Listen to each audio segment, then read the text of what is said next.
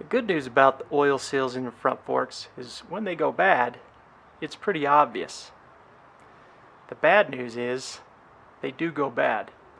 This is an '09 Kawasaki Vulcan Custom, and it needs some attention on these seals. Not only does this create an issue with performance potentially, but there are a few other things that you want to be aware of that this can have an effect on. You can see some of this fork oil may work its way down into the front brake components, and that's not a good thing. And the other thing, which is really just aesthetics, is this fork oil has a tendency to get blown back onto the bike, and it really creates a mess. So we're going to get working on this motorcycle, and we're going to take you through the process. So let's start by removing some components while the bike is still on the ground. One of the first things that we can remove is the front fender. On the brake side here, there's a bracket that's held in place on this side as well. We'll be able to get that out of the way. This is a 12mm bolt. I'm going to loosen and remove these four.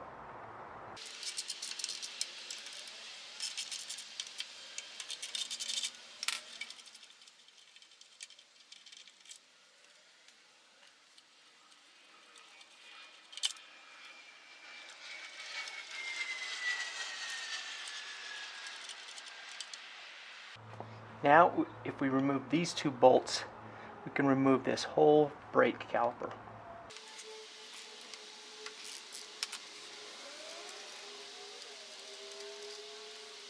It's always a good idea to kind of compare your bolts as you pull them out. If they're different sizes or different lengths, keep track of where they go. These two are the same, so it really won't matter where they go upon reassembly.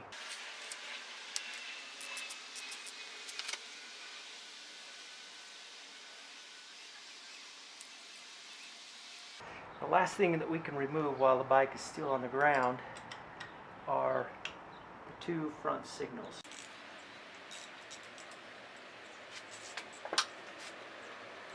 We should just be able to take these off and move them off to the side as well.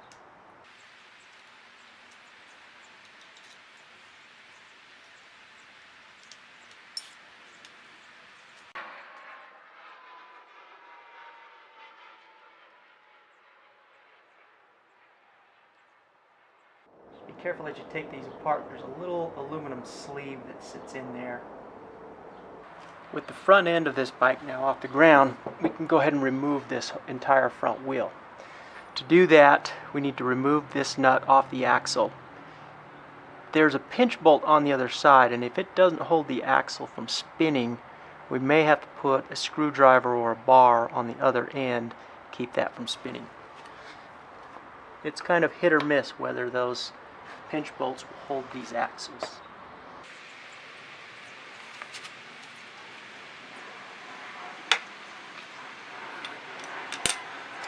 That one seemed to hold just fine.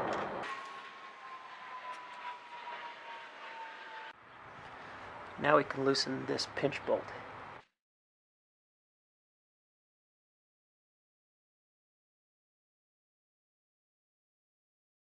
The only thing left is to drive this axle out, and you want to keep an eye on these spacers in case they're directional or sided. If they're both the same, it doesn't matter how they go back together.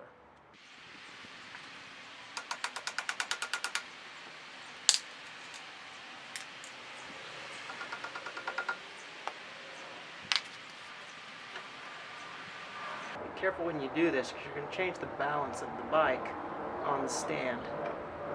So do this slowly.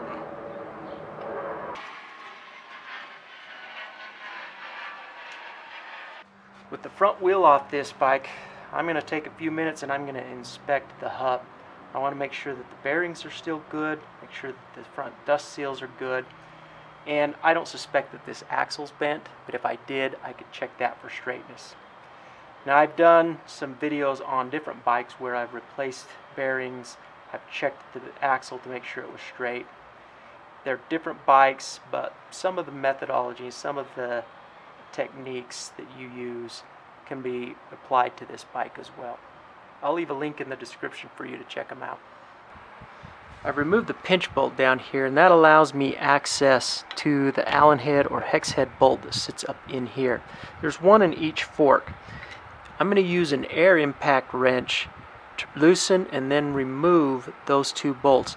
I want to drain these forks while they're still on the bike, and the triple clamp is the best way to hold these.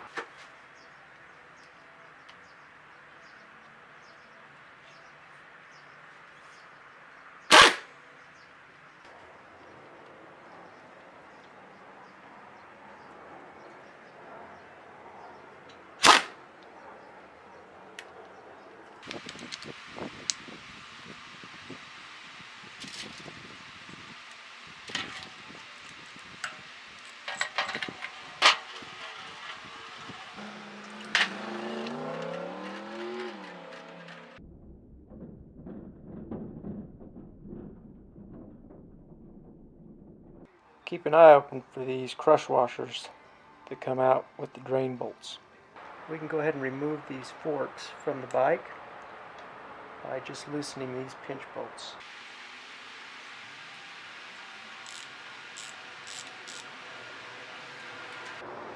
It's good to note where your forks are at in relationship to your triple clamp. With mine, the tubes are flush with the top of this triple clamp here.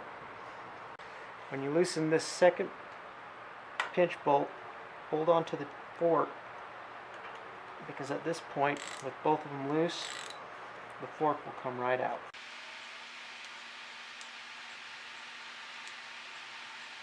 Now we'll do the same to the other side. We're finally to the point where we can actually tear these forks apart and replace those seals. I recommend that you do one fork at a time. That way you can keep track of the springs and the clips and everything that go with the fork as you tear it apart, put it back together. Also, lay things out as they come off the fork. The top here has a plastic cap on. It's a pretty tight fit, so if you get started with a razor blade, then you can kind of pry it out gently with a screwdriver.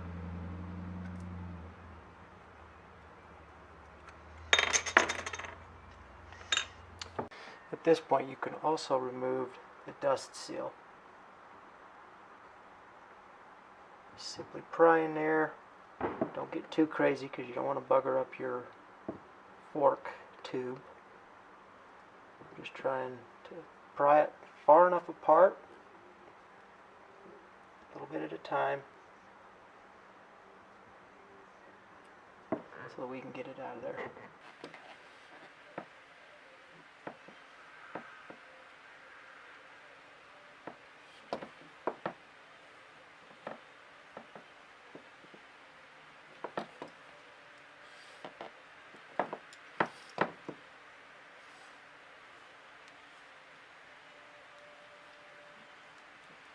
Slowly work your way around it.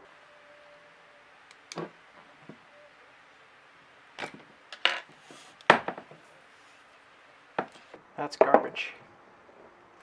But keep it so you can keep things in order. For this next step, I've got the entire fork in a vise. The reason I've got it in the vise is I want to be able to fully extend the fork to relieve as much pressure on the long spring that's in here.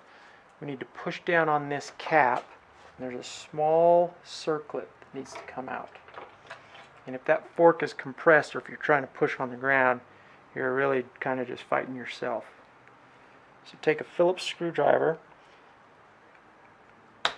push it down,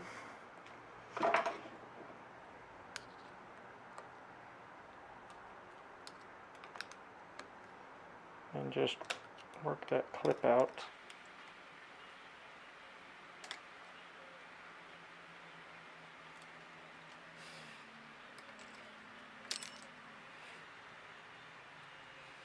Now keep some pressure here on this cap. There's an O-ring on this cap, and right under here is the large spring.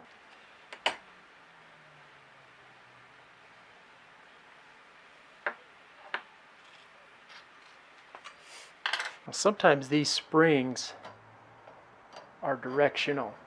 So I like to keep track as this spring comes out which side's the top, which side's the bottom. So on the bench I've started laying things out as they come out of the fork. I've got the cap, the circlip, the spring cap, and then the spring itself, and it's all directional. So this is the top, this is the bottom. While I'm here, I'm going to measure this spring and make sure that it falls within the manufacturer's specifications. They call for 20.76 inches. That's about where mine is, which is roughly 20 3/4. The other thing I'm going to do is write that measurement down and compare it to the other fork. Make sure that both springs are the same. The next thing to remove is the retaining ring that sits just above the oil seal. I don't know if you can see that very well, but this comes out pretty easily.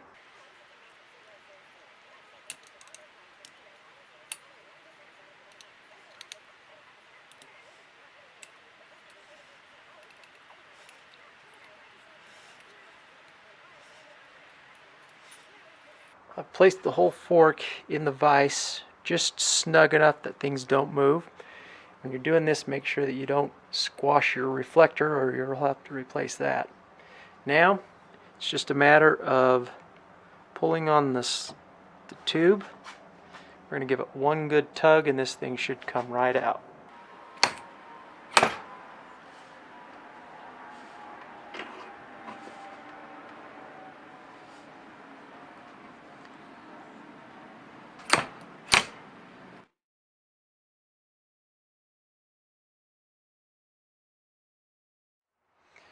Now we're ready to remove the old oil seal, which sits right here.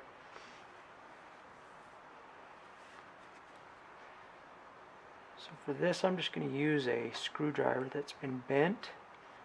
I'm just going to